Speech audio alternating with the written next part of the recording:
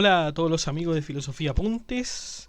Estamos ante uno de los textos más importantes de la historia, de la literatura, de la filosofía, porque es ni más ni menos la primera novela filosófica que ha existido. Esto es el filósofo autodidacta del año 1150, escrita por Avento Fail, o como algunos otros lo llaman, Even to Fail. Obra maestra del pensamiento árabe medieval. Emerge como un faro luminoso en el vasto océano de la literatura filosófica. Considerada la primera de su tipo en el mundo y una de las primeras en la historia mundial. Nos emerge en un viaje fascinante a través de los misterios del conocimiento, la naturaleza humana y el universo.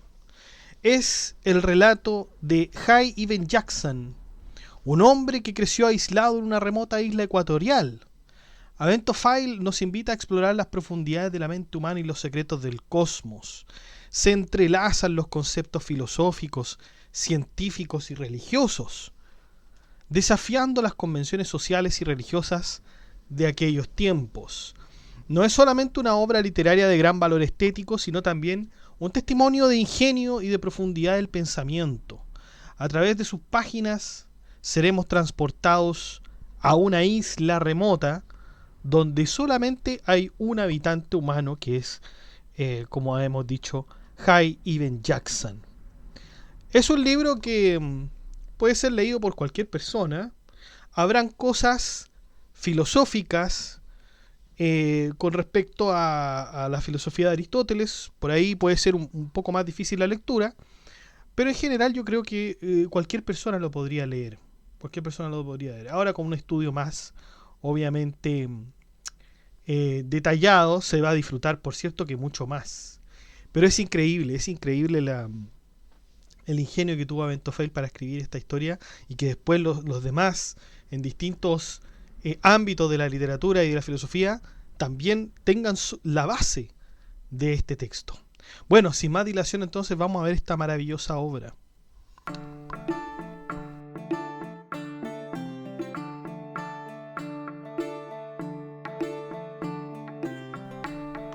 Bueno,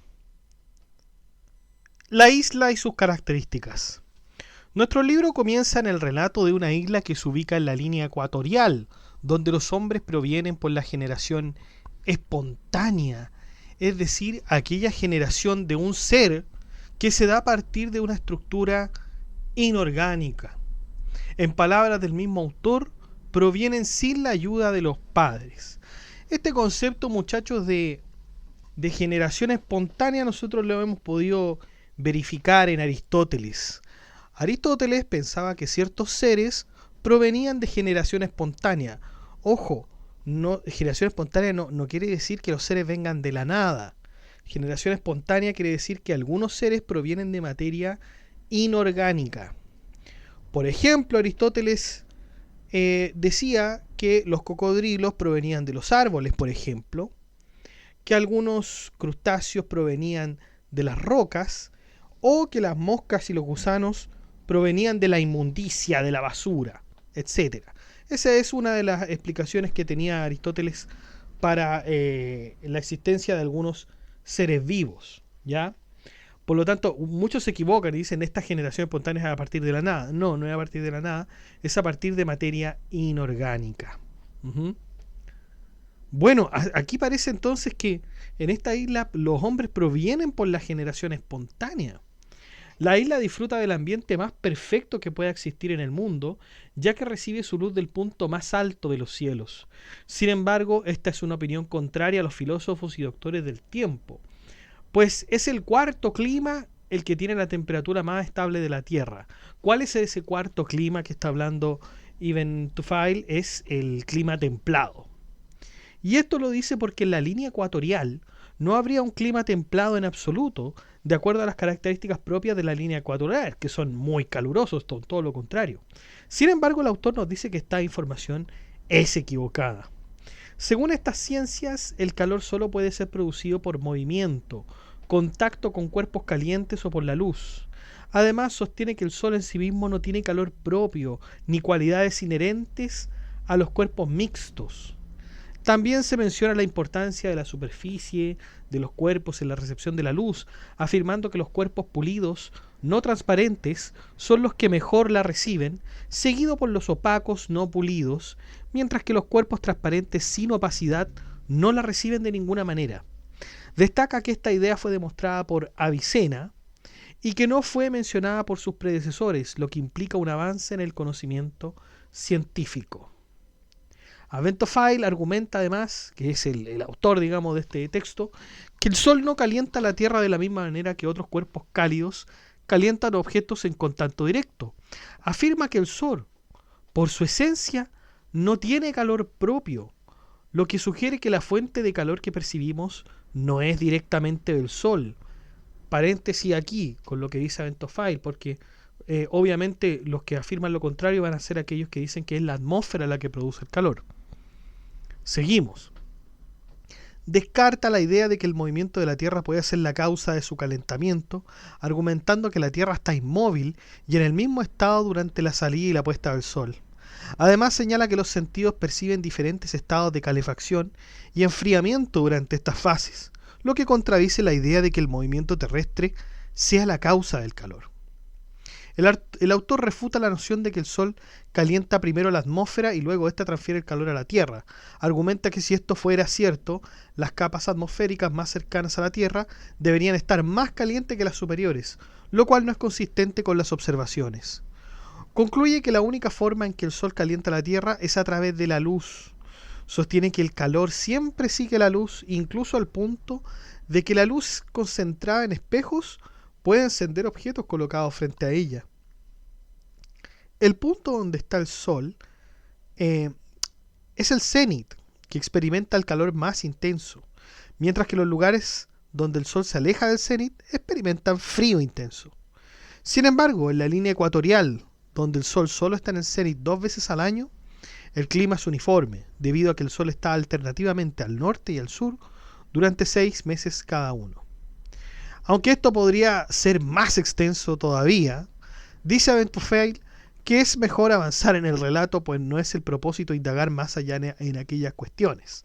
Ya vemos cómo todavía no ha empezado la historia, sino que estamos describiendo la isla, estamos describiendo el clima que tiene esta isla y una que otra discusión con otros filósofos. Acuérdense que en la biografía de Aventofile, en el podcast que es anterior a esta historia del filósofo autodidacta, Aventofile estaba en desacuerdo con toda la astronomía tolemaica y todo lo meteorológico que provenía de aquella filosofía. Entonces siempre le ponía mucha atención a eso. Ahora sí, muchachos, comenzamos con la historia de Jay Ibn Jackson propiamente tal. Algunos creen que Jay Ibn Jackson, que es el joven que vamos a hablar ahora, nació en la isla, mientras que otros lo niegan y dicen que fue hijo de una princesa. Dicha princesa, para evitar el deshonor, lo arrojó al mar y este terminó en una isla. La princesa vivía en una isla grande, mucho más rica y poblada, en la cual gobernaba un rey sumamente altanero, quien rechazaba a todos los pretendientes de su hija por no estar a la altura. En secreto, la princesa encontró a un joven llamado Jackson, con el que tuvo un hijo. Entonces, para evitar la deshonra, en la noche, la princesa se acercó a la orilla del mar, junto con sus personas de confianza, y le dijo a su hijo: «Oh Dios, tú eres quien ha creado este niño, que no era nada. Tú lo has alimentado en lo profundo de mis entrañas, y tú te has cuidado de él hasta que ha estado acabado y perfecto. Temerosa de este rey violento, orgulloso y terco, yo lo confío a tu bondad, y espero que le concedas tu favor. Por favor, ponte a su lado y no lo abandones, oh el más piadoso de los piadosos». Acto seguido arrojó la caja que contenía a su hijo al mar, una ola lo arrastró y se lo llevó durante la noche. Así, este bebé, que es Jay Ibn Jackson, que ojo, este nombre significa hijo del despierto. O sea, el joven, el padre de Jay Ibn Jackson se llamaba Jackson. con él, el que tuvo este hijo de la princesa. Y este muchacho, este niño, se llama Hai Ibn Jackson. Cuando la caja llega a la isla, esta llega a una parte de espesa maleza, de suelo agradable, resguardado contra los vientos y la lluvia, a cubierto del sol, cuyos rayos no podían penetrar allí ni cuando subía ni cuando bajaba. La marea subió hasta que las arenas se alzaron, formaron una barrera que protegía del agua el lugar donde se encontraba la caja, con el niño dentro. Allí la caja y su frágil ocupante quedaron resguardados de las olas y el viento. El llanto del niño, cargado de desesperación y hambre, resonó en la tranquilidad del bosquecillo, pero en los oídos de una gacela, que vagaba entre los árboles en busca de su cría perdida, aquel llanto sonaba a llamado desesperado. Siguiendo el sonido, la gacela llegó hasta la caja, donde el niño yacía, atrapado en su propio destino. Con sus delicadas pezuñas, la gacela intentó abrir la caja, mientras el niño, con esfuerzo y determinación, empujaba desde dentro. Entre el esfuerzo conjunto, una tabla de la caja saltó, liberando al niño de su prisión. La gacela, conmovida por la angustia del niño, ofreció su leche como consuelo y sustento. Así, en aquel remoto rincón de la isla, la gacela se convirtió en madre de aquel niño desamparado, lo protegió y lo cuidó, y también lo crió, apartándolo de todos los peligros que acechaban en la naturaleza salvaje. Y en ese acto de amor y compasión comenzó la historia de Hai, un niño cuyo origen desafiaba las leyes de la naturaleza, pero cuyo destino estaba marcado por la búsqueda incansable de la verdad y la perfección. Lo que acabamos de describir ahora es la versión que nos habla de que Hai Ibn Jackson en realidad fue concebido por padre y madre y abandonado en esta isla, ¿no? Es una negación a que este niño haya nacido por generación espontánea. Y Aventophile ahora nos otorga la versión donde la concepción se da sin el padre o la madre. O sea, esta es la versión de la generación espontánea. ¿Mm? Por lo tanto, aquí vamos ya al segundo argumento. El primer argumento fue el que contamos. Una princesa con un hombre que se llamaba Jackson, tuvieron un hijo, la princesa tuvo que abandonarlo porque el rey, entraría en furia al saber que estaba casada con alguien que no era de su categoría, como lo habíamos dicho, y este niño, se empieza a crear en la isla, etcétera. Ahora vamos con la versión donde dice no, este niño en realidad nació por generación espontánea. Los que apoyaban la tesis de generación espontánea decían que en el centro de esta isla existía una arcilla o tierra que había fermentado en el transcurso de los años, de manera que el calor y el frío, la humedad y la sequedad se habían mezclado en ellas por partes iguales y con perfecto equilibrio de fuerzas. La fermentación era muy grande y la parte central de aquella tierra era el compuesto más perfecto y más parecido con el compuesto humano. Al agitarse se produjeron burbujas, como cuando el agua hierve, y en el centro de ella una burbuja pequeña apareció dividida en dos partes, por una membrana delgada, llena de un cuerpo sutil, aéreo, constituido exactamente según las convenientes proporciones. A este cuerpo se unió el Espíritu de Dios con una unión tan perfecta que ni los sentidos podrían concebirla. Ahora, Aventophile establece una analogía entre el Espíritu Divino y la luz del Sol, ambos siendo emanaciones que se extienden sobre el mundo de manera constante. Para eso nos señala la relación existente entre los cuerpos y la luz. Y Aventophile dice: los cuerpos que no reflejan la luz del Sol son como el aire, muy transparentes. Los cuerpos que reflejan parcialmente, como los opacos, no pulimentados, como los cuerpos opacos no pulimentados. Y los cuerpos que la reflejan en su totalidad, como los que están pulimentados, como podrían ser los espejos. De la misma forma, el alma humana refleja el Espíritu Divino. Algunas personas no demuestran los vestigios del Espíritu Divino debido a su falta de aptitud, comparada con los minerales que no tienen vida. Otros muestran que los vestigios del Espíritu Divino de diversas maneras, similar a las distintas clases de plantas, por ejemplo. Y algunos muestran el Espíritu Divino completamente, como las diversas especies de animales. En efecto, tal como la tercera, existen almas de animales que reflejan el espíritu divino de manera completa. Aventophile se refiere en este caso a los hombres. De hecho, puede llegar a un punto tal que se deshace de todas las imágenes y cosas corporales. Estos hombres tienen la capacidad de ser, según Aventophile, el espejo cóncavo que incendia todos los demás objetos. A los hombres que Aventophile se refiere con esto son los profetas. La profesión sería uno de los últimos grados de perfección que tendría el hombre. Y eso nosotros ya lo hemos visto con filósofos como Al-Ghazali y Al-Farabi también. Luego de describir este tipo de seres humanos, nos viene a hablar del espíritu. Cuando el espíritu fue fijado en aquel lugar, todas las potencias se le sometieron y se iniciaron completamente ante él por orden de Dios. El frente del receptáculo se forma otra burbuja dividida en 3 compartimentos por una membrana fina, y estos compartimentos están comunicados entre sí por aberturas. Se describe que están llenos de un cuerpo aeriforme, similar al que ocupa el primer recinto, pero más tenue. Cada departamento es interdependiente el uno del otro, además de tener una jerarquía entre ellos desde su nacimiento en la arcilla.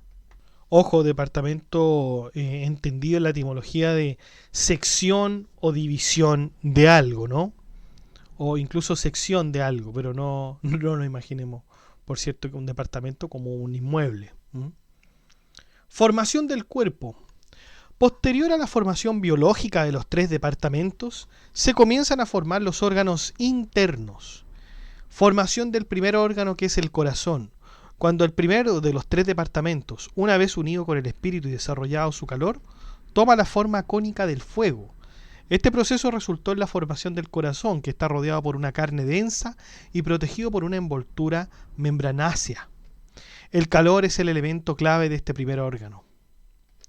Funciones del corazón, cerebro y hígado. El segundo órgano se encargó de estas estructuras. El cerebro se encarga de la percepción, mientras que el hígado se encarga de la alimentación y el sustento del cuerpo. Son absolutamente dependientes del calor que les da el corazón. Red, arterias y venas. Luego se hizo necesaria la formación de una red de arterias y venas entre los órganos para transportar el calor y las fuerzas necesarias para su funcionamiento. Estas arterias y venas se forman como caminos para satisfacer las necesidades de los órganos según lo requiera. La formación del embrión en la matriz hasta la creación completa del organismo y sus miembros se explica por medio de la hipótesis de la arcilla grande y fermentada, que se utiliza como analogía para explicar la formación del feto y su posterior nacimiento. Una vez que el feto está completamente formado, las membranas que lo protegen se separan y el niño nace. Inmediatamente después del nacimiento, el niño grita y llora por la falta de alimento. En ese momento, una gacela que había perdido a su cría va en ayuda del pequeño. Nos movemos entonces ahora a la parte de la crianza. En este punto, tanto aquellos que creen en su nacimiento vía generación espontánea, como aquellos que no creen en esta vida, concuerdan en que Jai se crió con una gacela. Ambos eran inseparables, salvo cuando la gacela iba a pacer. Pacer quiere decir comer en los campos. Ahí se crió Jai, libre de animales dañinos y tomando leche de la gacela hasta los 2 años de edad. El niño la seguía y ella era buena y complaciente con él. Lo llevaba a los sitios en que había árboles frutales y le daba a comer los frutos que se caían del árbol, dulces y maduros. Si tenían cáscara dura, los partía con sus muelas. Cuando él volvía a las ubres, lo amamantaba. Cuando quería agua, lo llevaba a abrevar. Si el sol le molestaba, lo ponía a su sombra. Si tenía frío, lo calentaba. Y al llegar la noche, conducíale a su primera guarida y lo cubría con su mismo cuerpo y con plumas que quedaban allí, resto de las que había en la caja en que lo arrojaron al mar. También era acompañado por otras gacelas. El niño imitaba los sonidos de las gacelas, sus comportamientos. Llegó a un punto total que no se hallaban diferencias entre ambos, aunque también imitaba el comportamiento de otros animales. El cantar de los pájaros, por ejemplo. Lo que mejor se aprendía era el grito de auxilio o de rechazo, los cuales entendía muy bien. Ninguna de las gacelas le generó aversión ni a ellas a él. Sin embargo, cuando se había fijado en su espíritu la representación de todas las cosas, el niño se dio cuenta que era diferente de los demás animales.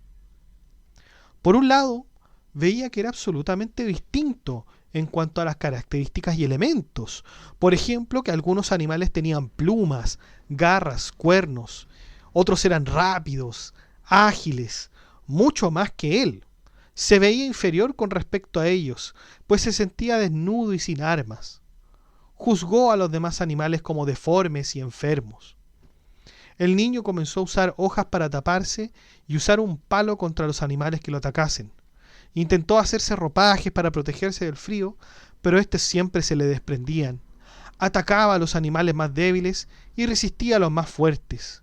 Todo esto ocurre a la edad de 7 años. De todas formas, Jai comenzó a caer en cuenta que tenía una ventaja en sus manos, pues con esta podía cubrir sus vergüenzas y atacar con palos a los animales que lo atacaban. Renovaba sus ropajes de forma continua hasta que un día se le ocurrió andar con una cola de animal muerto, pero tenía cierta desconfianza ya que los animales en general rehuyen de aquellos que están muertos. Sin embargo, una vez vio una águila muerta, de la cual los animales no se asustaban de ella. Acto seguido, Jai la tomó y con las partes del animal se hizo un vestido para calentarse y para que los animales no se le acerquen e incluso les inspire respeto. El único que se le acercaba era la gacela que lo había criado de niño. Muerte de la gacela. Esta parte de la historia es uno de los momentos más trágicos en la vida de Jai. A pesar de los cuidados que Jai le proporcionaba a la gacela, esta, por el continuo debilitamiento, muere en manos de Jai. El niño quedó destrozado ante la muerte de quien lo había criado. Gritó lo más fuerte que pudo para ver si podía reaccionar, pero nada ocurrió. Quiso probar algo para reanimarla. Jai aprendió que una vez que se tapaba los oídos o cubría sus ojos, estos sentidos no se ejercían hasta que se sacara el obstáculo que impedía dicho ejercicio. De esto, Jai aprendió que quizás la gacela podía volver a la vida si se le sacaba algún obstáculo que le sacara de esa situación. Lamentablemente, al no ver un órgano que supusiera tal estado, Jai pensó que tal vez ese órgano se encontraba dentro del animal. Si pudiera alcanzar ese órgano interno, podría volver a la vida. Podría volver a la vida a la gacela. De todos los cadáveres que Jai había visto en los animales, había observado que estos tenían ciertos rasgos y órganos. Observó que los únicos órganos que estaban en concavidad eran el cráneo, el pecho y el vientre, y que el órgano que buscaba debía estar en una de estas. De pronto Jai tuvo la idea de que quizás debería estar entre medio de estos 3 lugares, pues sentía que todos los órganos necesitaban de él. En consecuencia, dicho órgano debería encontrarse en el centro. Así, de este modo, también se lo indicaba su pecho. Sintió que podía prescindir de todos los sentidos, pero no de su pecho, pues algo había en él que le llamaba la atención. En las ocasiones en que peleaba con animales, se daba cuenta que siempre protegía su pecho de los cuernos de estos. En ese mismo momento, Jai pensó que lo que debía hacer era verificar el pecho de la gacela y solucionar el problema. Pero luego reflexionó que el procedimiento de hacer esto podría costar aún más caro. Podría dejar a la gacela en peores condiciones de las que estaba. Trató de recordar si había algún animal que se encontrara en una situación similar y que luego haya vuelto a su primera condición, pero no recordó ninguno. Desesperó tanto que al final se decidió a abrir el pecho y encontrar ese elemento que perturbaba la vida de la gacela. Recogió piedras duras y astillas de caña seca, de modo que hicieran de cuchillos para cortar el cuerpo. Hizo una incisión en las costillas y manipulando los instrumentos pudo llegar hasta la pleura. Ahí notó que los tejidos que cortaba eran sumamente duros y esto acrecentó la idea de que el órgano clave estaba ahí. Claro, tendría que estar protegido. Luego de un fuerte proceso que acabó con casi todos sus instrumentos, Hay llegó a la mitad del pulmón. Examinó de manera acuciosa el pulmón tratando de verificar si había algo malo con él. Comprendió que solo tenía la mitad de un órgano y que en consecuencia no estaba todavía en el centro del cuerpo. Hay siguió adentrándose en el cuerpo con sus manos hasta que llegó al corazón. Notó que estaba protegido de alguna forma por el pulmón y estaba revestido de una envoltura muy resistente. Se dijo a sí mismo: si este órgano tiene por el otro lado una parte igual a la de este, sin duda alguna está en el centro y no hay dificultad en que sea el que yo busco, sobre todo considerando la excelencia de su posición, la elegancia de su forma, su gran cohesión, la dureza de su carne y la envoltura que lo protege, distinta de la que tienen los restantes órganos que conozco. Luego, al examinar el corazón, encontró la otra parte del pulmón y se dio cuenta de que el corazón estaba efectivamente en el centro. Inmediatamente pensó que era este el órgano que buscaba. Quiso rasgar la envoltura y lo logró. Pudo ver sus cavidades y abrir sus membranas. Miró el corazón y en un breve análisis de que el ser que había en sus compartimientos se había marchado, es decir, Hay abrió el corazón y se dio cuenta de que dentro de él pareciera ser que habitaba un ser, pero que ese ser ya no estaba. Examinándolo aún más, Hay descubrió que tenía dos cavidades, una llena de sangre coagulada y otra vacía. Se dijo: es preciso que lo que yo busco se encuentre en uno de estos dos compartimentos. En el de la derecha no veo más que sangre cuajada. No hay duda de que la coagulación no se ha verificado hasta que todo el cuerpo ha venido a parar al estado actual. Continúa Hay y dice: esta sangre debe de ser como todas las demás. Noto que se halla en todos los órganos y no exclusivamente en uno. Ahora bien, lo que busco no es una cosa de esta naturaleza. Lo que anhelo encontrar es algo que tenga a este miembro como lugar propio y suyo, y sin la cual no puedo subsistir ni siquiera por un instante, y tras la que voy desde el principio. Por lo que toca a la sangre, cuántas veces me han herido los animales en la lucha y he derramado gran cantidad sin sentir daño alguno, ni perder ninguna de mis facultades. En este comportamiento, pues no está lo que yo busco. En cuanto al de la izquierda, lo veo absolutamente vacío, pero no puedo creer que sea inútil. Yo he visto que cada órgano tiene su función propia. ¿Cómo ha de ser inútil ese compartimento cuya perfección he comprobado? No puedo menos de creer que lo que busco estaba en él, pero ese algo, de alguna forma, se ha marchado y lo ha dejado vacío, y a consecuencia de esto ha sobrevenido al cuerpo la paralización actual, ha perdido las percepciones y se ha visto privado de los movimientos. Esto hizo que Hay sintiera desprecio por el cuerpo y todo lo que se relacionara con él, y sintiera admiración por ese ser que lo habitaba, que estaba ahí en ese compartimento. Acto seguido, Hay comenzó a preguntarse por ese ser y su estancia en el cuerpo. Se preguntó qué cosas podrían haber motivado la salida de ese ser y si esta fue una salida necesaria, forzosa o voluntaria. Entendió también que su madre, la gacela, en gran parte y medida, era ese ser que gobernaba el cuerpo en ese momento. Su madre, que lo amamantó, lo cuidó y que tanto él quería, se reducía a su ser y el control que ejercía sobre ese cuerpo. Aquel cuerpo inerte era solamente un instrumento. Hay notó que el cuerpo de su madre comenzó a descomponerse y a emanar un olor pestilente, lo que le hizo tener más repulsión al cuerpo. Y en ese mismo momento, Hay vio a dos cuervos luchando y tratando de matarse el uno al otro hasta que uno de ellos lo consiguió.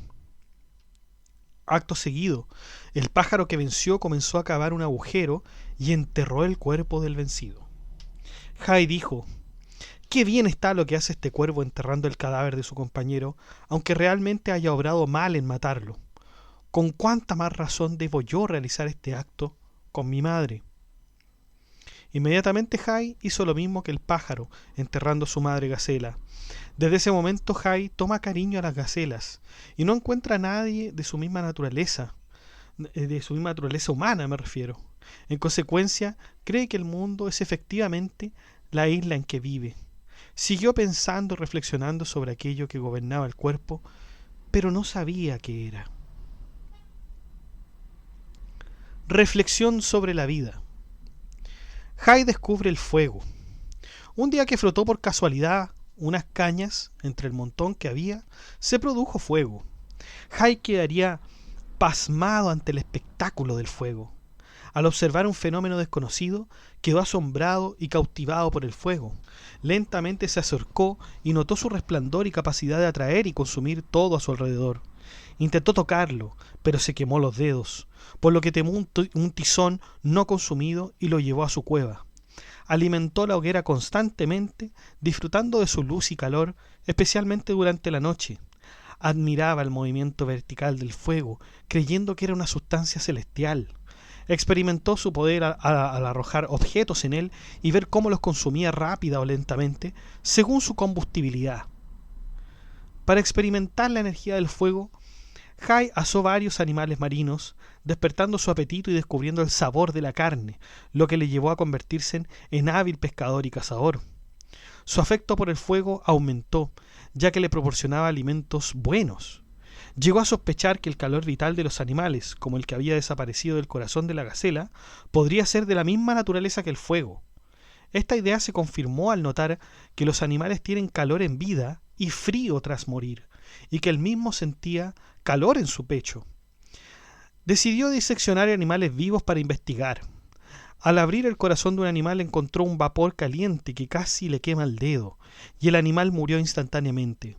Concluyó que este vapor caliente era lo que le daba vida a los animales y que su ausencia provocaba la muerte. Jai deseó examinar la anatomía y fisiología de los animales para entender cómo el vapor caliente que les da vida se extiende y se conserva. A través de disecciones aprendió sobre la organización y funcionamiento del cuerpo, llegando a conocimientos comparables a los de los grandes físicos. Concluyó que el alma animal, desde un centro fijo, controla y da vida a todo el cuerpo, actuando de manera similar a como él utilizaba las herramientas para diferentes tareas. Los instrumentos se dividen en defensivos y ofensivos. Los de caza se clasifican en marinos y terrestres. Los instrumentos cortantes tienen aplicaciones para rajar, descuartizar y perforar. El cuerpo, aunque uno, usa estos instrumentos según sea necesario, al igual que el alma animal que utiliza distintos órganos: el ojo, el oído, la nariz, la lengua, la piel, miembros, hígado, etc. Para realizar funciones específicas también: la vista, la audición, el olfato, el gusto, el tacto, el movimiento, la nutrición y la digestión. Cada función depende del alma, que se distribuye a través de los nervios desde el cerebro, el cual la obtiene del corazón. El cerebro contiene muchas almas en sus compartimentos. Durante su estudio, Jai desarrolló habilidades para sobrevivir. Se hizo ropa, herramientas, construyó una choza, domesticó animales y reflexionó sobre la unidad y diversidad de los seres vivos, observando que, aunque los individuos y sus partes son múltiples, están unificados por el alma que los gobierna. Al alcanzar los 21 años, entendió que cada especie de animal tiene un alma única que se manifiesta en sus individuos, comparándola con el agua dividida en varios recipientes. Esta alma animal es una y su multiplicidad es sólo aparente. Se dio cuenta que en el mundo vegetal es muy similar al mundo animal. Todos tienen una cosa en común. Sin embargo, comprendió que los elementos claves del mundo vegetal eran tanto la nutrición como el crecimiento.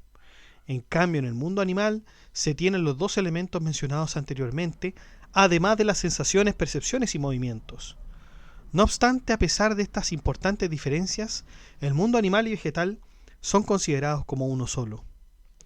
Luego Jai comenzó a estudiar el mundo mineral de aquellos seres que no sienten, como las piedras, la tierra, el fuego, el aire, etc.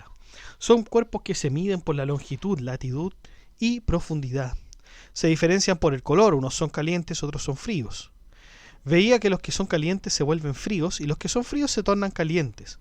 Observaba que el agua se convierte en vapor y el vapor en agua, que las cosas que se queman se hacían brasas, cenizas, llama, humo, y que el humo, si tropieza en su ascensión con una bóveda de piedra, se transforma en algo parecido a una sustancia terrosa.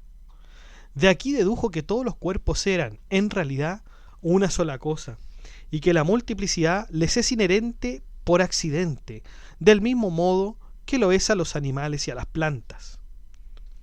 Hay observó también que todos los cuerpos vivientes o inanimados tienen inevitablemente uno de dos movimientos, ascendente como el humo o descendente como el agua, la tierra, las plantas y los animales.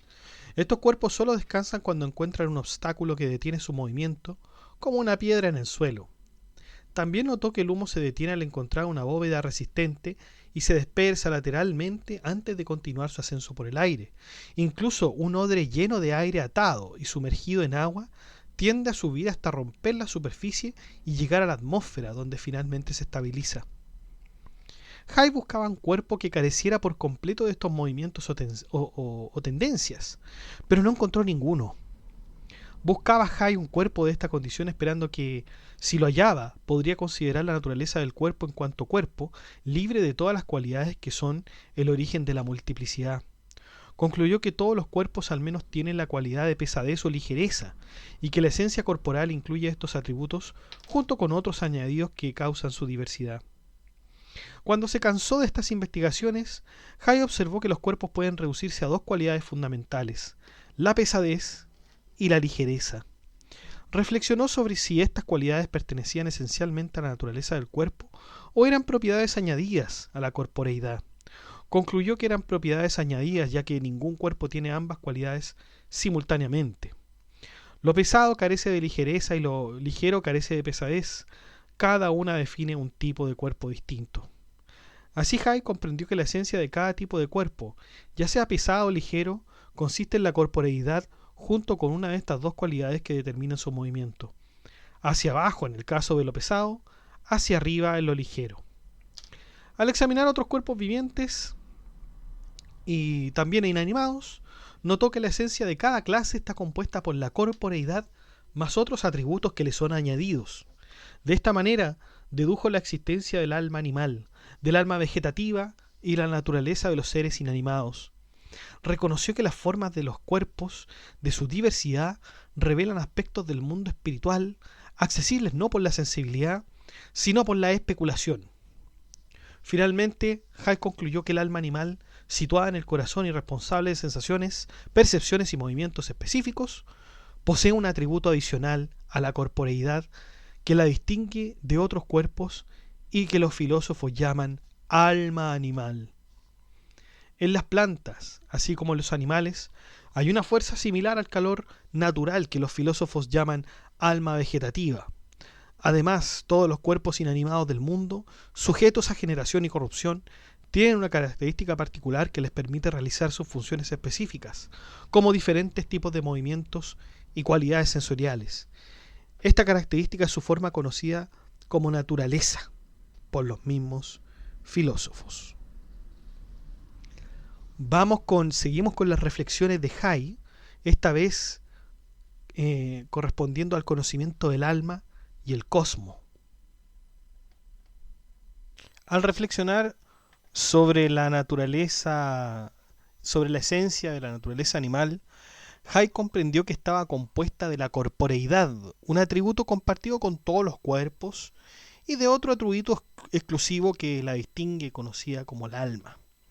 Considerando que la corporeidad era común y menos significativa, dejó de reflexionar sobre ella y se dedicó completamente a especular sobre el alma, que encontraba más relevante y digna de estudio. Deseaba entender con precisión lo que se conocía como el alma vegetativa. Digo lo que se conocía porque nosotros sabemos que ya antes del Renacimiento había un alma tripartita, vegetativa, ¿no es cierto? Pero aquí Hay lo está descubriendo, no es que le ponga nombre a esto, sino que va descubriendo qué tipo de alma es esta.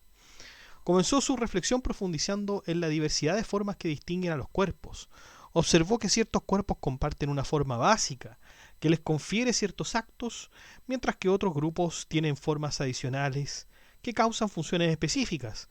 Por ejemplo, los cuerpos terrestres como tierra, piedra, plantas y animales pesados pertenecen a una primera categoría que comparte una forma que causa el movimiento hacia abajo.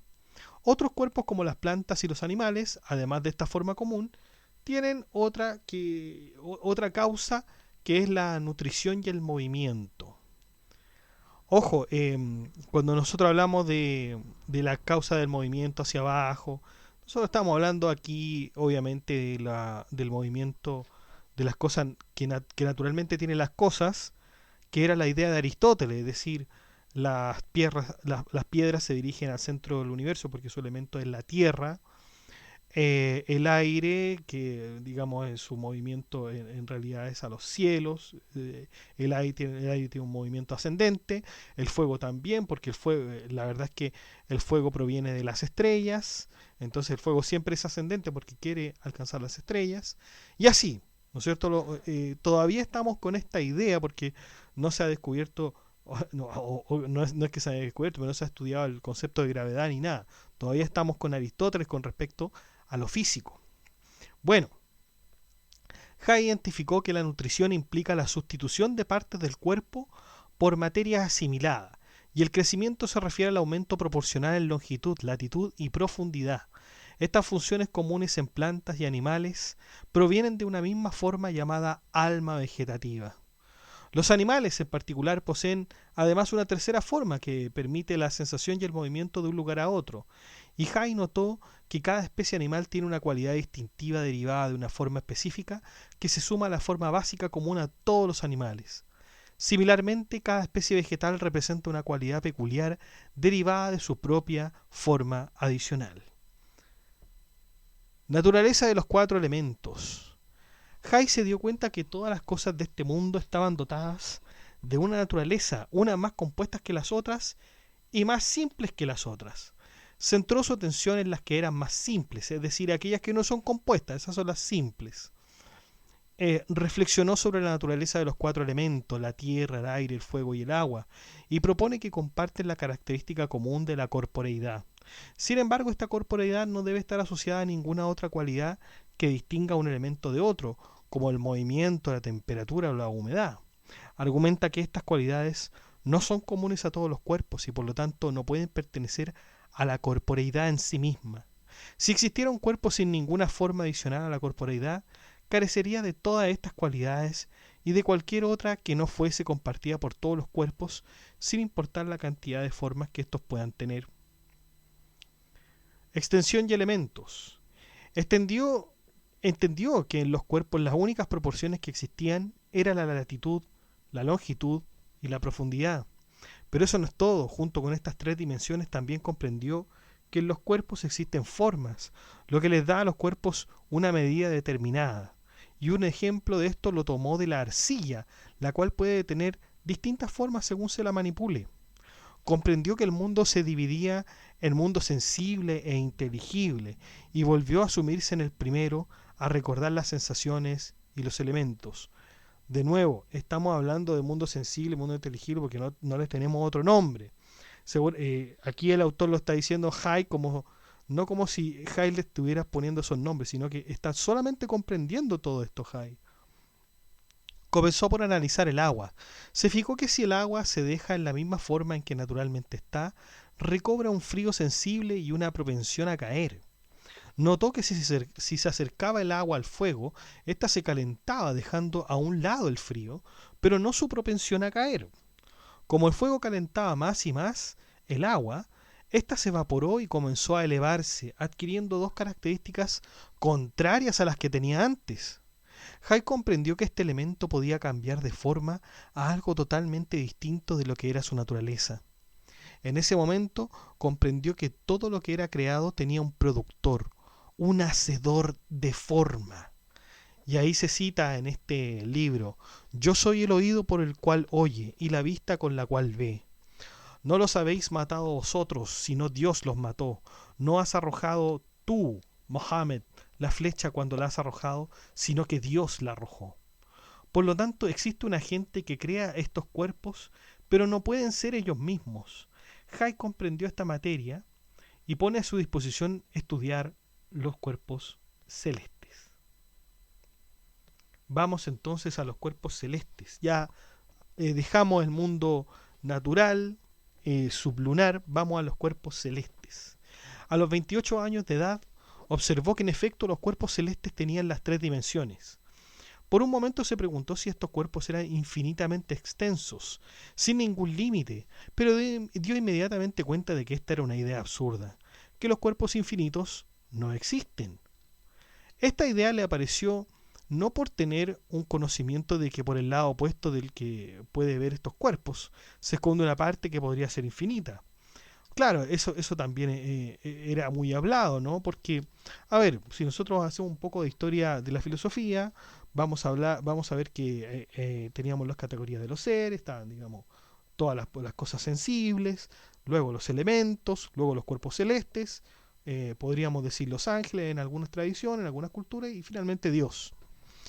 Entonces los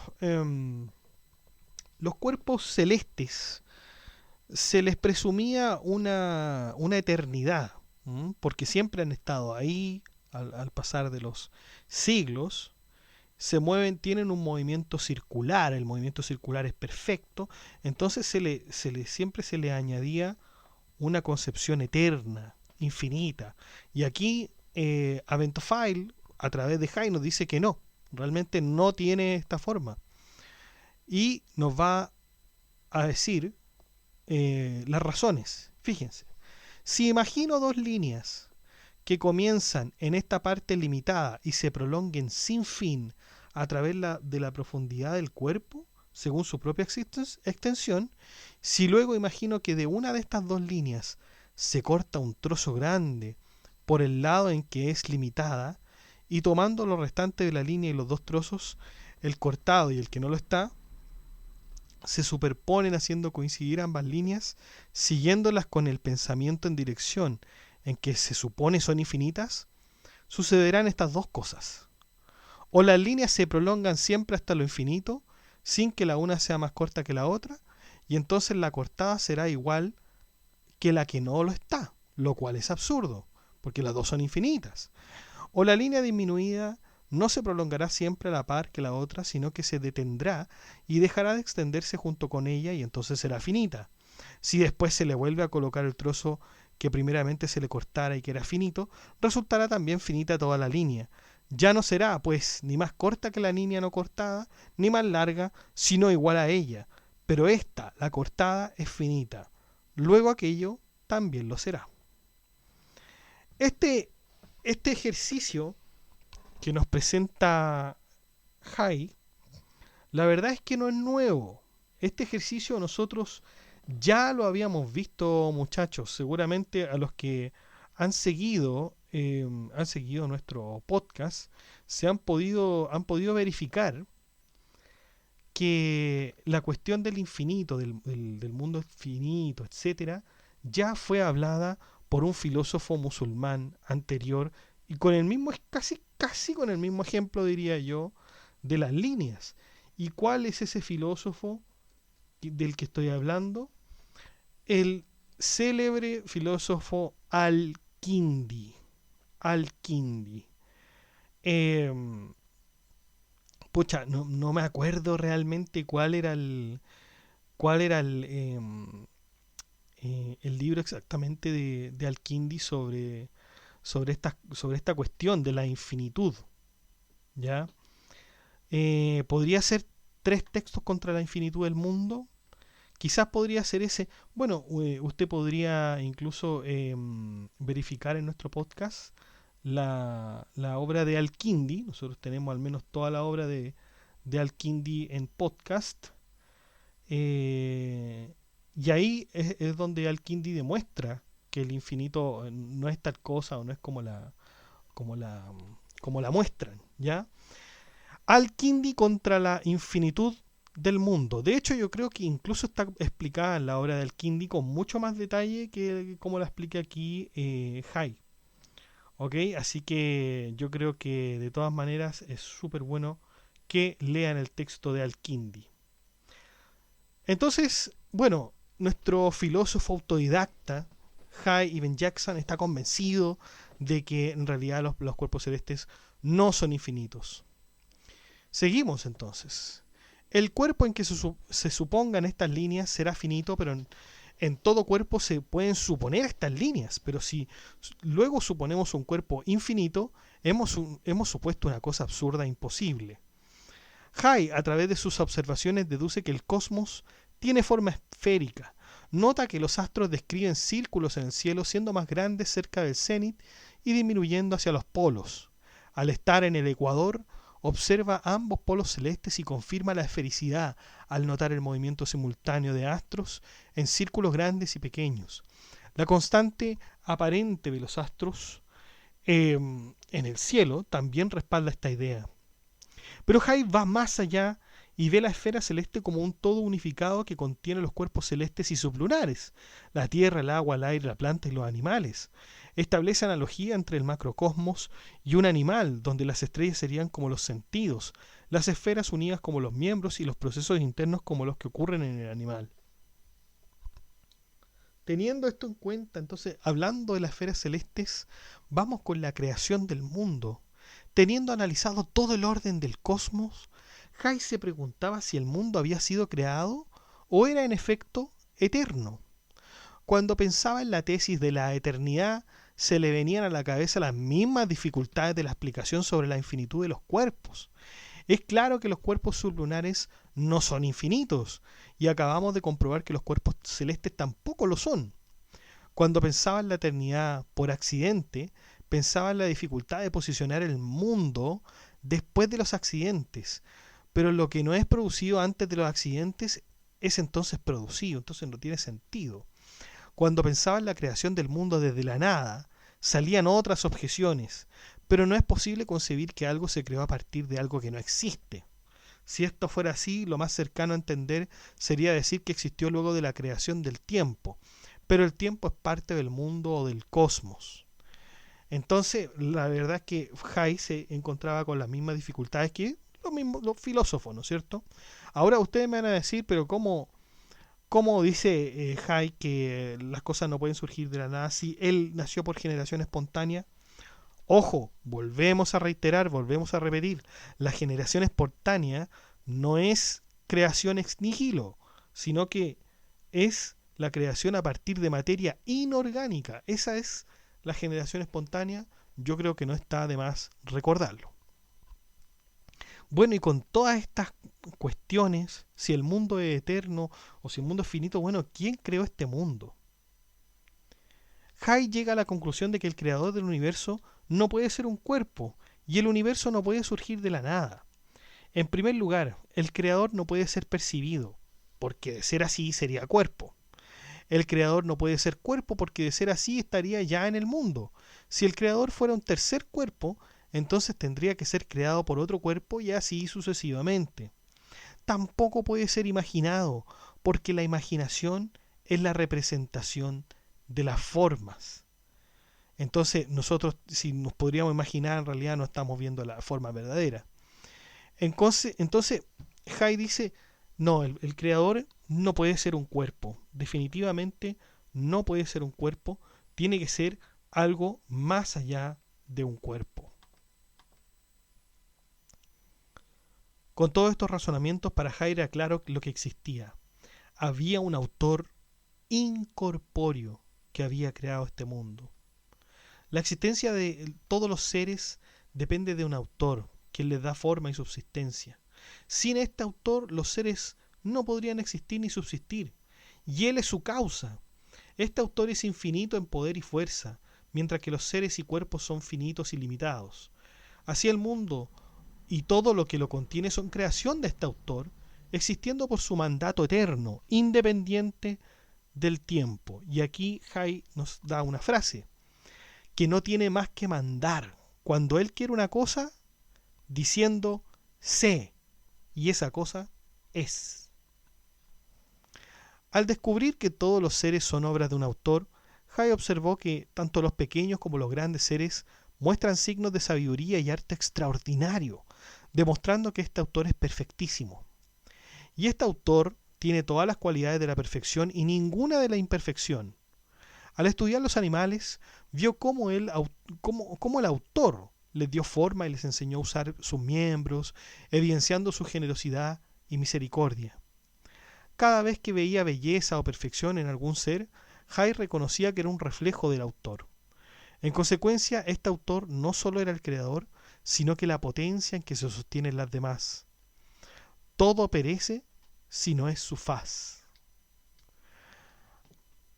A los 35 años, Hay se enfocó exclusivamente en este autor, apartándose del mundo sensible y dirigiéndose hacia lo inteligible. Quiso saber con qué facultad había conocido a este ser y descubrió que no había sido por los sentidos ni la imaginación, sino por su propia esencia impresa en su alma. Concluyó que su esencia es incorpórea y que conoce al ser necesario a través de ella sin cualidades corpóreas. Convencido de que su esencia no era el cuerpo físico, Hay la consideró incorruptible y libre de las cualidades de los cuerpos. Se cuestionó sobre el destino del alma después de la muerte del cuerpo y concluyó que, al no depender del cuerpo, no puede perecer.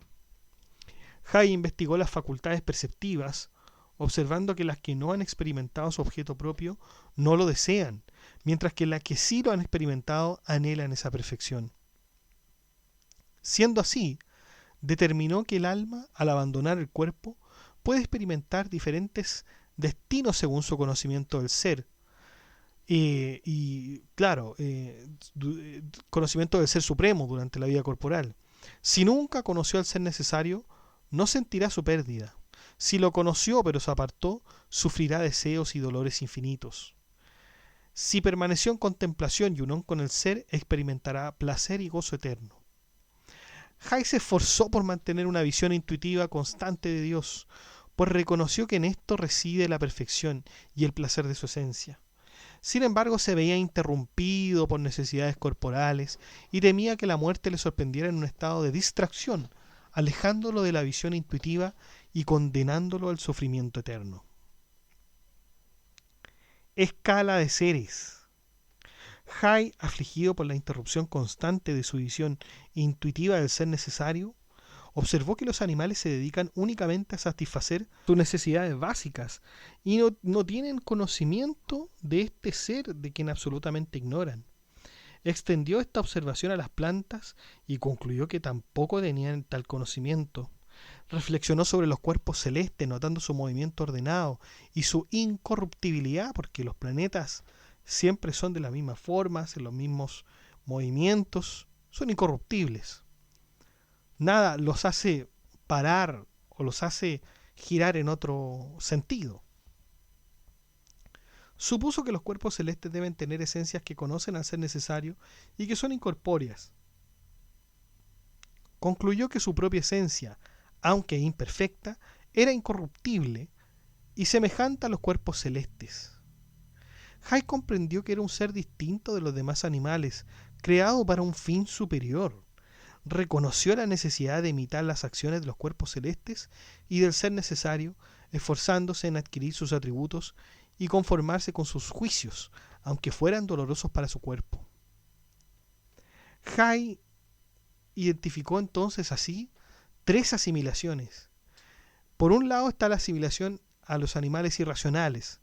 Se reconoció como similar a estos en su parte física, perteneciendo al mundo de la generación, la corrupción, el cuidado del cuerpo, la satisfacción de las necesidades básicas, que eran necesarias realmente para mantener el cuerpo.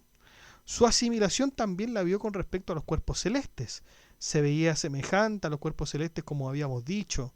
Está en la proporción y equilibrio de su alma, lo que lo hacía apto para una vida más perfecta, similar a los movimientos ordenados y la incorruptibilidad de los cuerpos celestes. Y asimilación también al ser necesario, porque reconoció que su esencia, mediante la cual conocía al ser necesario, lo asemejaba a este ser necesario. Esta esencia era incorruptible y libre de cualidades corpóreas, tal como su alma. Su felicidad y salvación dependían de mantener una visión intuitiva constante de este ser necesario, sin apartarse de ella ni por un momento. Hay reflexionó sobre cómo mantener la visión intuitiva continua y concluyó que necesitaba lograr de las tres asimilaciones mencionadas, o sea, la asimilación de los animales racional y irracionales, ¿ah? La asimilación de los cuerpos celestes y del ser necesario. Pero cuando él comenzó a pensar en la asimilación a los animales irracionales, Jay comprendió que esta no le ayudaría a conseguir una visión intuitiva, ya que lo distraería con cosas sensibles. Pero era necesaria para conservar el alma animal, ¿ya? O sea, lo está entendiendo como hay que suplir las necesidades básicas, por cierto. Y empieza a analizar también la asimilación a los cuerpos celestes. Y claro, esta le proporcionaría una vida intuitiva continua, pero mezclada, ya que implicaba tener consecuencias con respecto a su propia esencia, pero también cosas materiales, porque no son, como ya lo había verificado, no son cosas infinitas, no son cosas eternas, los, eh, los cuerpos celestes. Y finalmente, bueno, y la asimilación al ser necesario será una visión que ayude, dice Jay, que me ayude a tener esta intuición constante. Bueno, en efecto sí, le otorgaría una visión intuitiva pura y una absorción absoluta en el ser necesario, donde su propia esencia y todas las demás se desvanecerían, excepto la esencia del ser uno, la verdad, el necesario. Entonces, Jay, con todo esto, empezaba a explicarse los problemas de llevar una vida espiritual, pero por otro lado, una vida material. Con todas estas reflexiones, Jay decidió limitar su vida material para favorecer la espiritual, entendiendo que la primera era necesaria, pero un obstáculo para la tercera asimilación, que era la asimilación, como habíamos dicho, del ser necesario. Adoptó un régimen mínimo de subsistencia para mantener su alma animal, enfocándose en alimentos vegetales y, cuando necesario, animales, siempre evitando dañar la naturaleza más de lo imprescindible. Optó por alimentos maduros y abundantes, y solo en cantidades necesarias para saciar el hambre, manteniendo largos intervalos entre comidas. Para la segunda asimilación, imitó a los cuerpos celestes, ayudando a plantas y animales en necesidad, manteniendo su cuerpo y entorno limpio y resplandeciente, y realizando movimientos circulares para asemejarse a los astros. Para la tercera asimilación, la de ser necesario, eh, utilizando movimientos circulares, eliminaría las distracciones sensoriales, logrando momentos de pura visión intuitiva. Reflexionó sobre los atributos del ser, tanto positivos como negativos, eliminando los atributos de corporeidad y esforzándose en conocer a él, y eliminando de sí mismo los atributos de corporeidad, permaneciendo inmóvil y enfocado en su cueva. En algunas ocasiones pasó varios días sin comer y sin moverse, y a veces en los momentos más culminantes de esta lucha se borraban de su recuerdo y de su pensamiento todas las cosas, excepto su misma esencia, pues ésta no escapaba a su perfección en el momento en que se abismaba en la visión intuitiva del ser, de la verdad, del necesario. Ello le afligía, pues que le daba a entender que aún conservaba una mezcla de visión intuitiva pura y una asociación en el acto de contemplar. Con todo esto, tenemos que preguntarnos, bueno, ¿cuál es el estado de Jay? ¿Cuál es el estado de Jay que está reflexionando, que está tratando de alcanzar intuitivamente y asimilarse al ser necesario? Veamos entonces cuál es. Buscó inalcanzablemente la inconsciencia de su ser y la pureza en la intuición de la verdad. Finalmente logró borrar de su recuerdo y su pensamiento todo lo existente, el cielo, la tierra,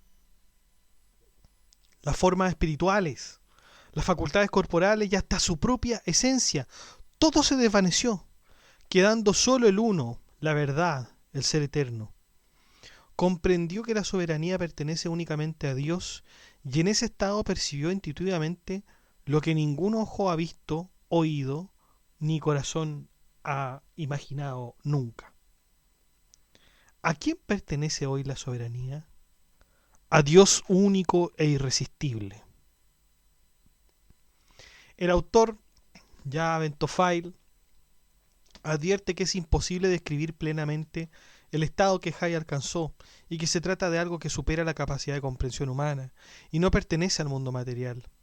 Explica que cualquier intento de describir este estado es inútil, similar a intentar saborear colores.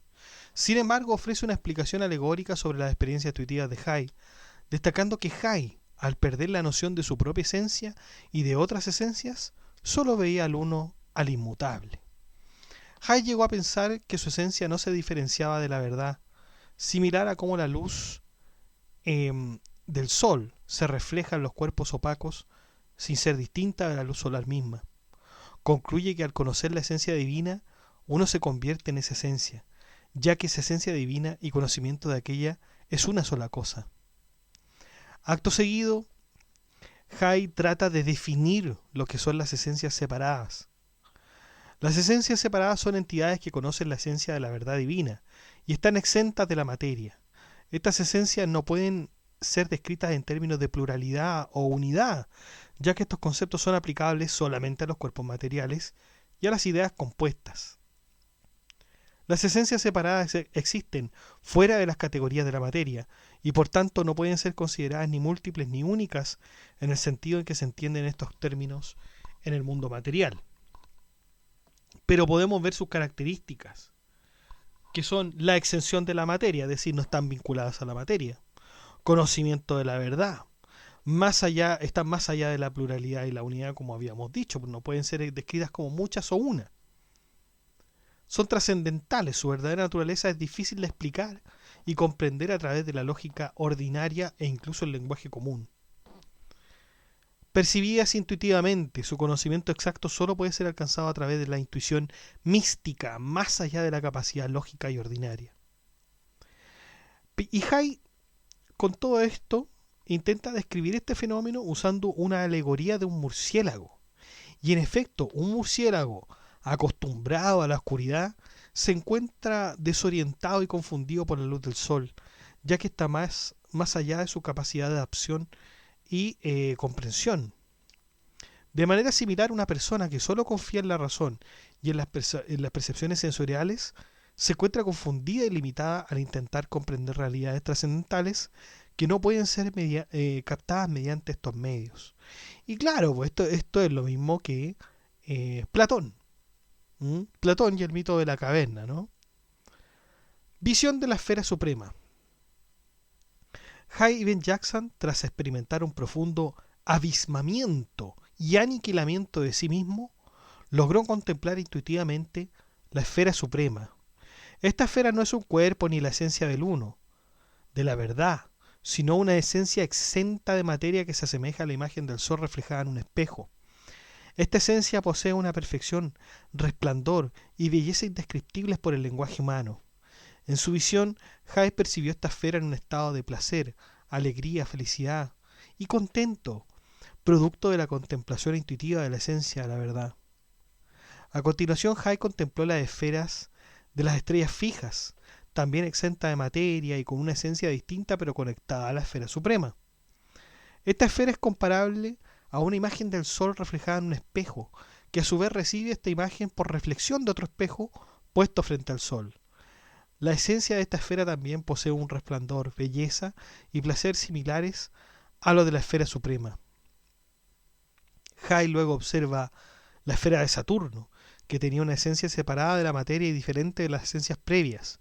Esta esfera es como la imagen del sol que se refleja en un espejo. La esencia de Saturno compartía el mismo esplendor y placer que las esencias anteriores, reflejando una continuidad en la belleza y alegría contempladas. Finalmente, Hay vio que cada esfera tenía una esencia separada y exenta de materia, siguiendo el orden de las esferas celestiales. Cada esencia no era idéntica a las anteriores ni completamente distinta, sino que se asemejaba a una imagen del sol reflejada de espejo en espejo. Cada una de estas esencias poseía una belleza, esplendor, placer y alegría tan sublimes que ningún ojo humano ha visto, ni ha oído, ni jamás han sido concebidos por el corazón de un mortal.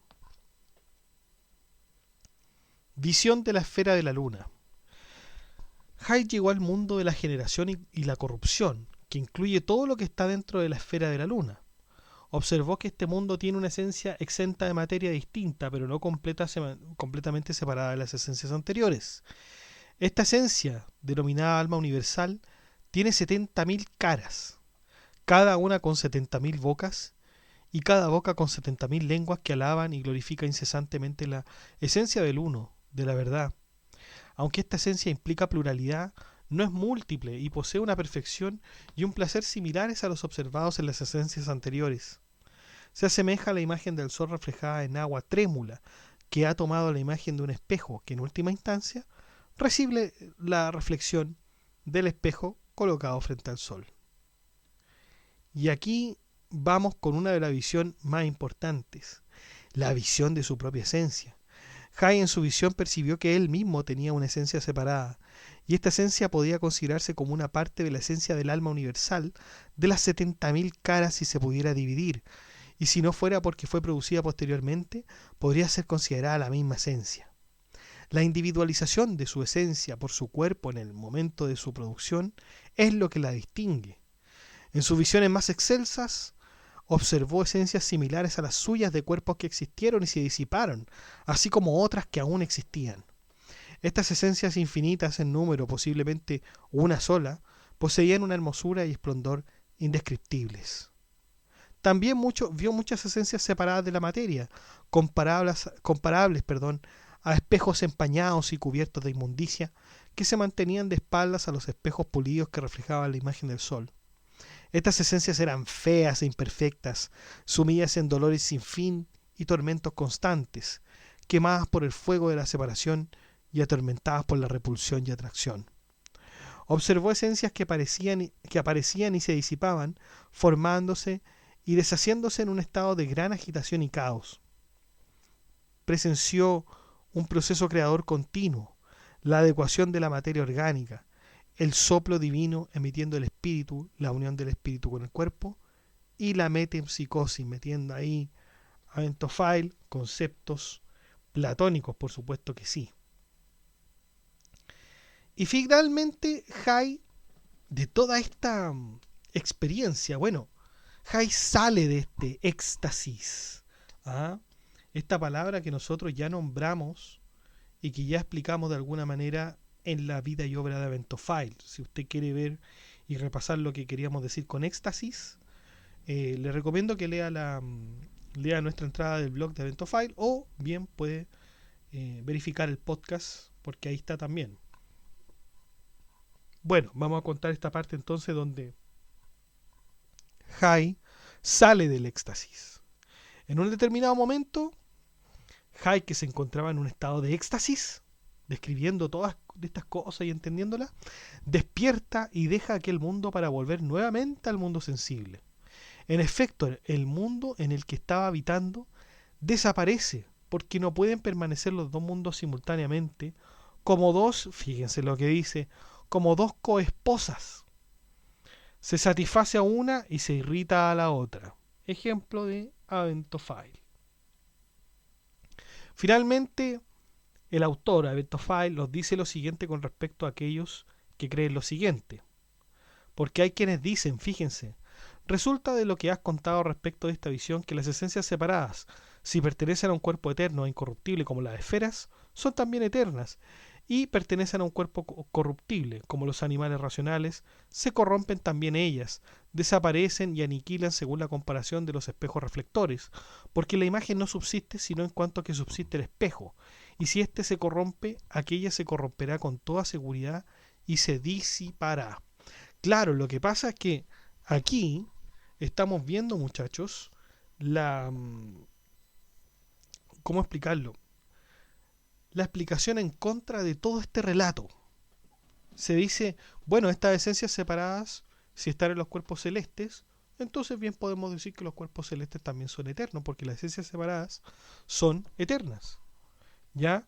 Y así como las esencias separadas están en todos los cuerpos, entonces, también están en todas estas... en todas las partes, ¿no es cierto? Entonces todo podría ser eterno, y ahí se nos cae un poco el relato de esta historia de Jai. Pero Aventophile, el autor, responde: ¿cuán pronto has olvidado el pacto, apartándote lo convenido? ¿Acaso no te hemos dicho antes que aquí el campo de interpretación es estrecho y que las palabras suponen siempre algo distinto de la realidad? Esto que tú has objetado solo tiene su origen en que pusiste al objeto que se compara y al comparado bajo una misma ley en todos los aspectos, cosa que no conviene hacer en ningún género de discusión usual, cuanto menos aquí. El sol, la luz, su imagen, su figura y los espejos e imágenes que en ellos resultan son todas cosas inseparables de los cuerpos, y que no subsisten más que en ellos y por ellos, necesitando de ellos para existir y desapareciendo cuando les falta. Pero por el contrario, las esencias divinas y las almas soberanas están todas exentas de la corporeidad y sus accidentes, y completamente libres de los cuerpos, sin nexo ni relación alguna con ellos, siéndoles, por tanto, indiferente la desaparición o la permanencia, la existencia o el aniquilamiento de los cuerpos. Solo tienen unión y relación con la esencia del uno, de la verdad, del ser necesario, que es la primera de ellas, su principio, la causa que las hace existir, que les da la duración y les comunica la permanencia y la eternidad. No tienen estas esencias necesidades de cuerpos, son ellos quienes las precisan. Si se aniquilara, sucedería lo propio a los cuerpos, porque ellas son sus principios. Lo mismo ocurriría si fuera posible que se aniquilase la esencia del uno, de la verdad. No hay más Dios que Él, ensalzado y glorificado sea. Dejarían de existir las esencias a que nos referimos, los cuerpos y el mundo sensible en su totalidad, no quedando ser alguno, porque todas las cosas están en relación unas con otras.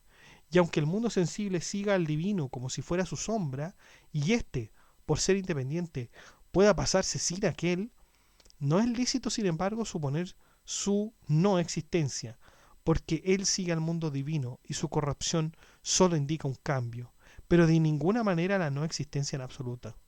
De esto habla el libro santo en el lugar que dice: las montañas serán elevadas violentamente, y vendrán a ser como vellones de lana, y los hombres como mariposas. El sol y la luna serán envueltos en las tinieblas, y que los mares se extenderán. En el día de la tierra se cambia en otra cosa distinta de la tierra, y lo mismo los cielos. Dicho esto, el autor, Abentofail, nos dice que no preguntemos más sobre Jai, porque es imposible decirlo en palabras. Y ahí termina la historia de nuestro amigo Jai Ibn Jackson, pero solamente con respecto a su vida en la isla, porque ahora viene el epílogo, ¿ya? Que ya es, como pueden verificar, como pueden entender, es el final de la historia. Y es algo curioso, y es algo anexo, diría yo. Es algo anexo, pero que de todas formas es interesante y vale la pena, por supuesto, que nos enteremos de lo que pasa en este epílogo. Al final de su historia en la isla, después de regresar al mundo físico tras sus viajes, sintió aversión por las preocupaciones terrenales, pero aumentó su anhelo por lo espiritual. Se esforzó por alcanzar nuevamente ese estado de éxtasis, con menos dificultad cada vez, y lo prolongó por periodos más largos antes de regresar a la realidad. Con el tiempo logró mantener este estado por voluntad propia, este estado de éxtasis, apartándose solo para atender necesidades corporales mínimas. Persistió así hasta los 50 años, cuando conoció a Asal y comenzó una nueva etapa en su vida, la cual se relatará a continuación. Asal y Salamán. En una isla cercana a la tierra natal de Jai Ibn Jackson, floreció una religión que usaba alegorías para explicar verdades espirituales, extendiéndose hasta que incluso el rey la abrazó. Dos jóvenes virtuosos, Asal y Salamán, la adoptaron fervientemente. Asal prefería la meditación y la interpretación alegórica, buscando el retiro para alcanzar comprensiones profundas. Salamán, en cambio, favorecía la vida social como medio para evitar tentaciones y malos pensamientos. Esta diferencia los llevó a separarse entre Asal y Salamán. Y Asal, al enterarse de la isla donde se decía que vivía Jai Ibn Jackson, decidió trasladarse allí en busca de soledad. Vendió sus bienes, alquiló un barco, repartió parte de su riqueza entre los pobres y navegó hacia la isla. Una vez allí vivió en completa adoración a Dios, alimentándose de frutas y caza local. Experimentó una profunda felicidad y cercanía espiritual con su Señor. Durante este tiempo, Jay Ibn Jackson, absorto en éxtasis profundos, apenas salía de su cueva. Asal, explorando la isla, no encontró a nadie al principio, lo que aumentó su alegría por haber buscado el retiro con determinación. En cierta ocasión, Jay Ibn Jackson salió a buscar comida y se encontró con Asal, quien lo vio como un asceta solitario, tanto como él. Asal, temeroso de perturbar su propia paz espiritual, huyó al ver a Jay, quien lo siguió por curiosidad. Jay observó a Asal con admiración, notando que llevaba una túnica negra y de lana, y se acercó gradualmente sin ser notado. Cuando finalmente se encontraron, Asal inicialmente sintió miedo por la apariencia salvaje de Jay, pero luego se tranquilizó al ver su amabilidad. Asal le ofreció comida, que Jay aceptó a regañadientes por afecto hacia él, pero Asal le insistía en ofrecerle. Luego se arrepintió de comer porque esto significaba romper sus votos de ascetismo. No alcanzó la visión intuitiva con celeridad y entonces pensó en seguir con Asal en el mundo sensible, hasta conocer la verdadera condición de éste y perderle todo afecto. Después de lo cual entonces volvería a su éxtasis sin que nadie ya le distrajera. Se impuso, pues, la compañía de Asal. A pesar de sus diferencias, decidieron acompañarse temporalmente, con Asal esperando enseñar a Jay el lenguaje y la religión. Asal enseñó a Jay a hablar, mostrándole objetos y sus nombres, hasta que pudo comunicarse en poco tiempo. Jay le contó sobre su origen desconocido y cómo alcanzó altos grados de espirituales por su propia razón natural. Asal quedó maravillado al escuchar sus descripciones y reconoció en él un santo de Dios. Jay, a su vez, aceptó las enseñanzas religiosas de Asal y se comprometió con las prácticas como la oración y la limosna. Comprendió Jay todo esto y no halló nada contradictorio a lo que él había visto en su éxtasis sublime. Conoció que el autor y portador de estas descripciones era veraz en sus relatos, verídico en sus palabras y enviado de parte de Dios. Creyó, por tanto, en él, le dio crédito y rindió testimonio de su divina misión. A Jay la doctrina se la impuso como obligación, dedicándose a cumplirla para obedecer el mandato de aquel cuya veracidad le era evidente. Sin embargo, le sorprendió que el profeta usara alegorías y permitiera preocuparse de cosas mundanas como la riqueza, creyendo que la humanidad debería dedicarse solo a la verdad y no a lo material. Y otra era porque otra duda de Jay era por qué se limitaba a estos preceptos y a estas prescripciones rituales y permitía la adquisición de riquezas y la laxitud respecto a las comidas, hasta el punto de que los hombres se entregasen a ocupaciones inútiles, apartándose de la verdad. Porque la opinión de Jay era que nadie debía comer más cosas que las precisas para que subsista un soplo de vida, y respecto de las riquezas, nada eran a sus ojos.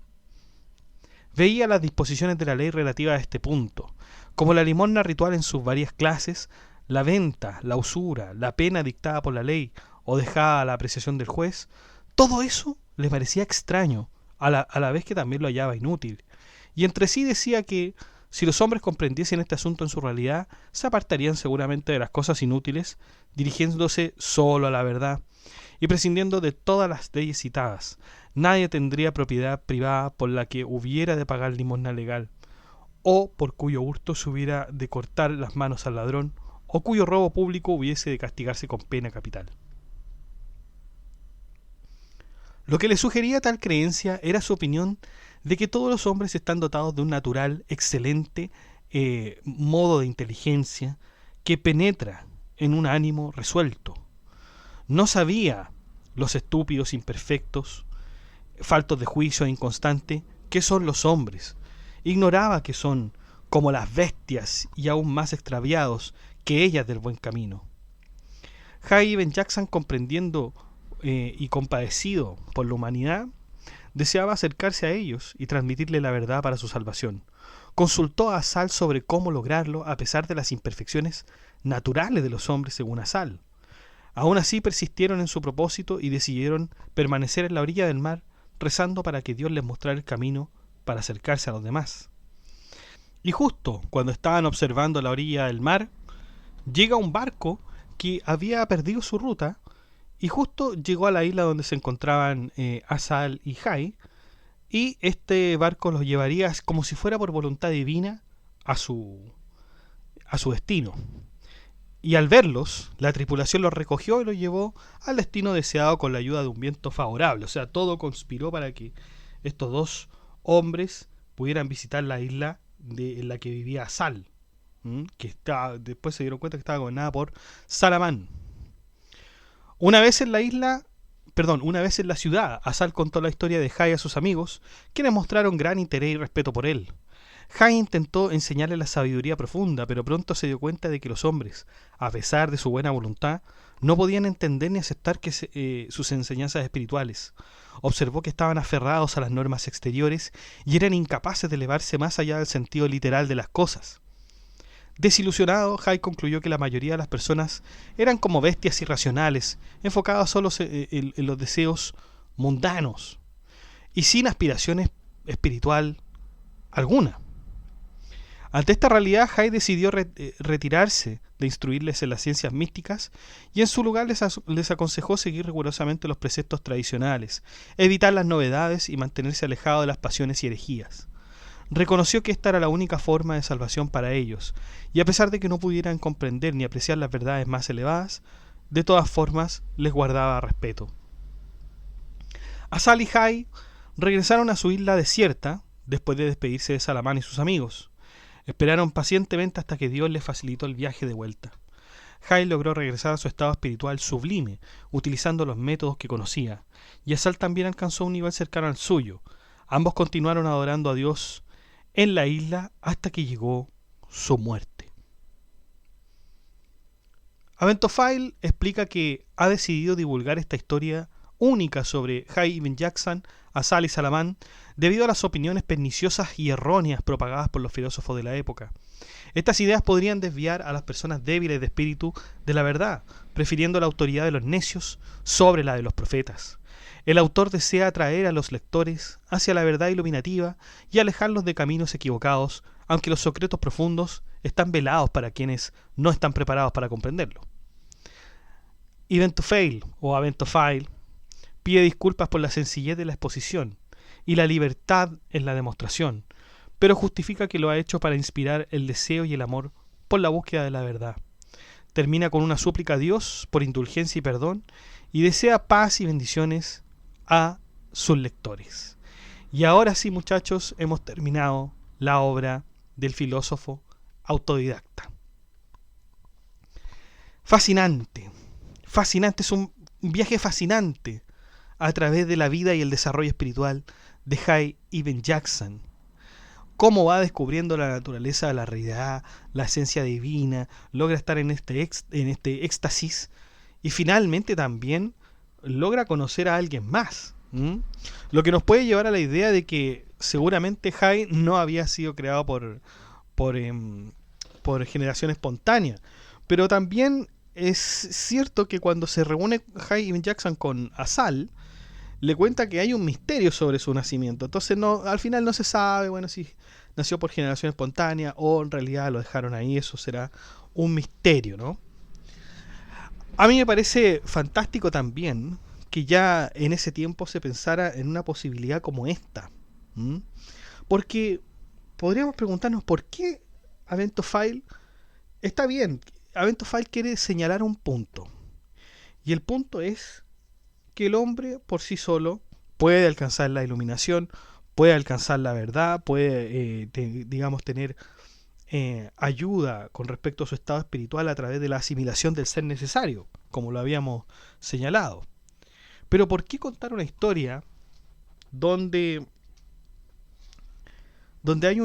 está el primer hombre supuestamente de la humanidad, nacido por generación espontánea o porque lo habían traído, etcétera? Porque piensen esto, el Islam considera el Antiguo Testamento, el Nuevo también. De hecho, según el Islam, el Antiguo y el Nuevo Testamento son libros revelados por Dios como premonitorios del Corán. Entonces se considera la historia del Antiguo Testamento. Y bueno, ¿quién fue el primer hombre? Adán. No teníamos mucho más que hablar. Entonces, ¿por qué no hablar?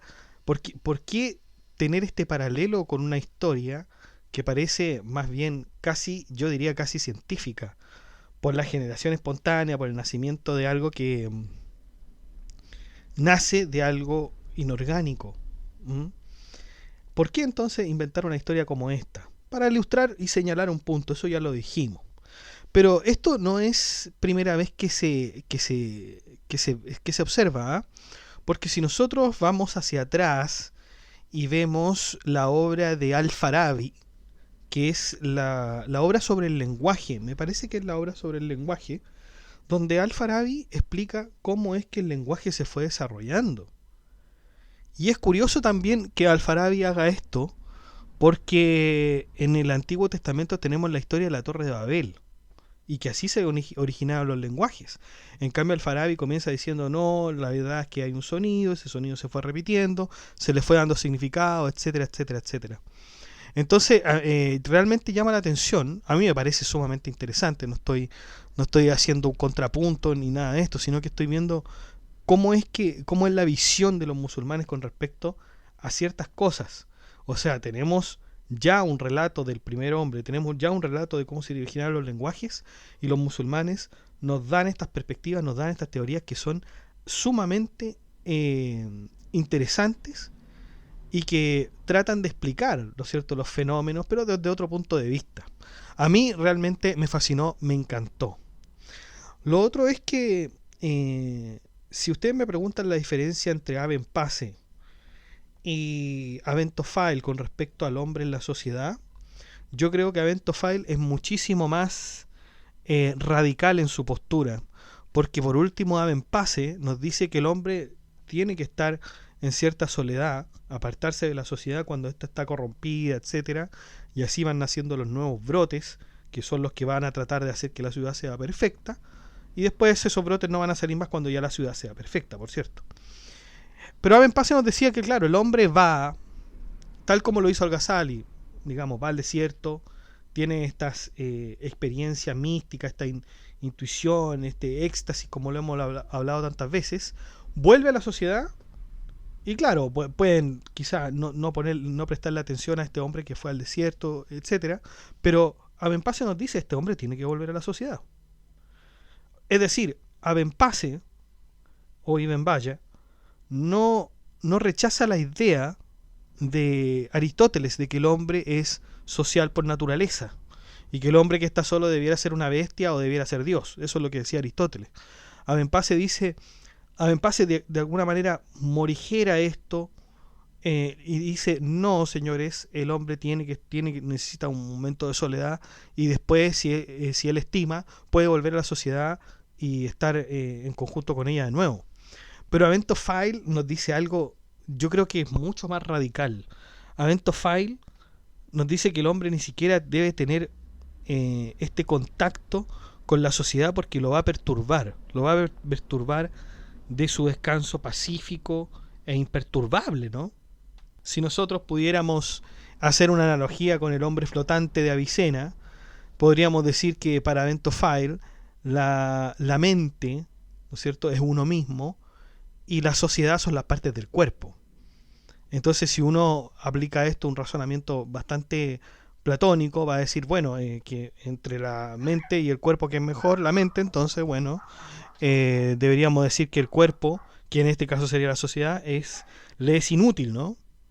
Y que el hombre, por lo tanto, con su propio intelecto puede salir adelante, no necesita de que alguien más le diga alguna cosa, justamente como lo hizo Jay Ibn Jackson, que incluso llega a Sal a la isla, y Jay piensa que él está en una mejor posición que él, incluso después de visitar la isla de Asal, porque vuelven de nuevo a la isla que está desierta. O sea, no se dejan influenciar, no se dejan estar en una isla donde hay sociedad, donde hay otros hombres. Están en la isla desierta, y ahí cada uno va a tomar su camino, cada uno va a tomar su modo de vida espiritual. El tema quizás crítico, porque esta es una mirada mística, pero ¿qué pasa con el Islam en cuanto a su institución comunitaria? Digamos, visitar la Meca, orar en compañía, etcétera. ¿Qué pasa con eso? O sea, con Aventofile también tendríamos que ignorar la parte social o comunitaria del Islam. Podría ser una muy buena pregunta. ¿Mm? Porque si nosotros verificamos la filosofía de Aventofile, tendríamos que también estar alejados de lo mismo. Pero Aventofile, como habíamos dicho en la biografía, es musulmán, adora el Islam. Entonces ahí podría haber quizá una gran interrogante, ¿no?, con respecto a la obra de Aventofile.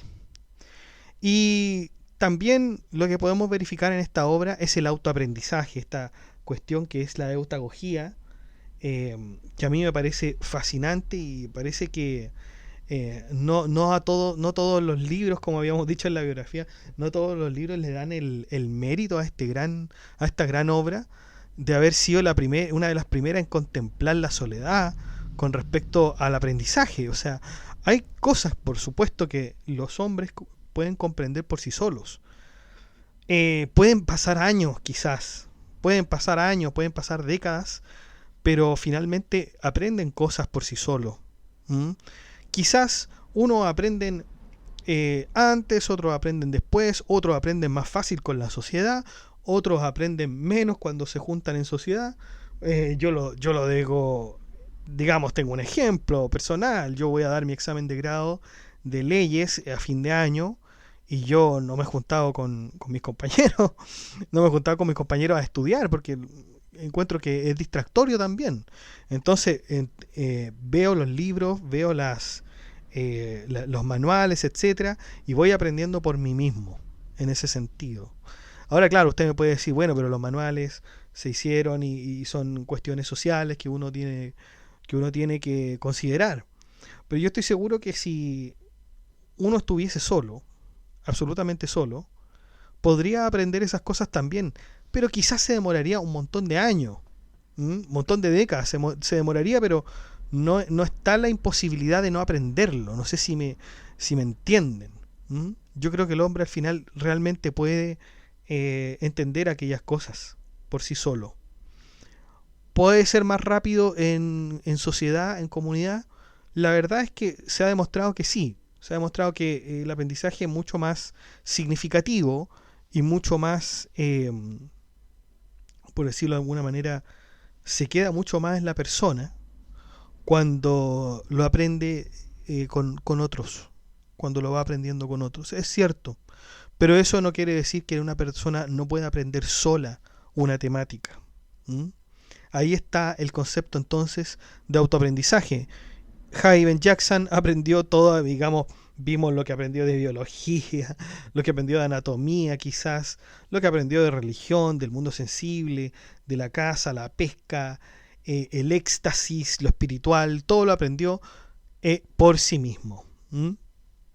Está además decir también que esta obra inspiró muchas otras, como ya habíamos dicho, Baltasar Gracián, el criticón, también tenemos a Robinson Crusoe, también la historia de Zadig de Voltaire, e incluso podríamos nosotros hablar de Tarzán, Tarzán de los monos, también podríamos ver que es una inspiración y que es muy parecido a esto, solamente que bueno, ahí hay un poco de fantasía y todo lo que ustedes ya conocen del cine hollywoodense, aunque también es un libro, es un libro bastante importante. Yo no lo he leído, pero seguramente también debe tener su importancia.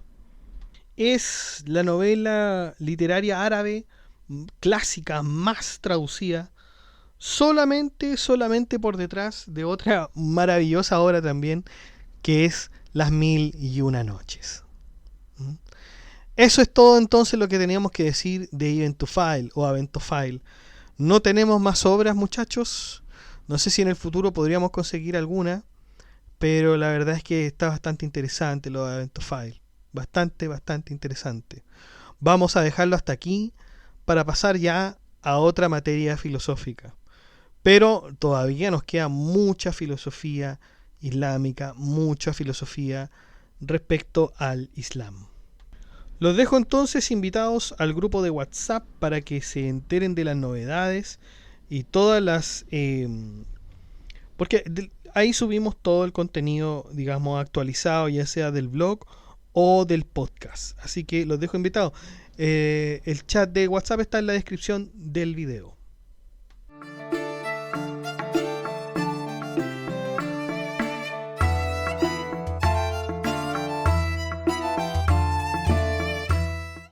Bueno chicos, eso ha sido todo. Muchas gracias por escuchar este podcast. Si le ha gustado, dé like, comente, comparta, suscríbase, acceda al blog que está en la descripción del video, haga soporte en PayPal o en Patreon.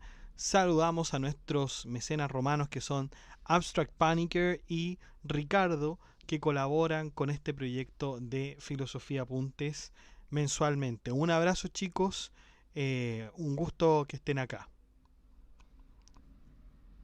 Y también saludamos a nuestro mecenas medieval, que es Gab Welther, que también colabora con una membresía un poco más alta que los mecenas romanos y que ya se ha mantenido en el tiempo apoyando este proyecto educativo. Muchas gracias, Gab Welther. Un abrazo. Y usted también puede ser colaborador en Filosofía Apuntes inscribiéndose en las membresías que aparecen en el botón unirse de cada video. Usted presiona el botón unirse, van a aparecer 4 membresías con distintos precios y usted puede elegir el que mejor le convenga. Si no le acomoda ninguno de esos precios, de todas maneras usted puede colaborar con Filosofía Apuntes haciendo clic en el botón gracias y poner la suma que a usted más le acomode. Que estén muy bien, cuídense, chao.